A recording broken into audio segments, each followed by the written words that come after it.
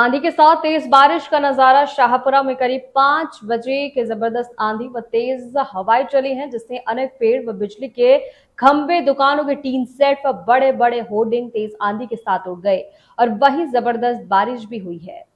आंधी के साथ तेज बारिश का नजारा शाहपुरा में करीब 5 बजे के आसपास देखा गया है, जहां आंधी के साथ सभी सामान, होर्डिंग और कई टीन सेट उड़कर अस्त व्यस्त हो गए। बरसात के साथ छोटे छोटे ओले भी गिरे हैं। पूरे दिन भर तो गर्मी का तापमान अधिक था।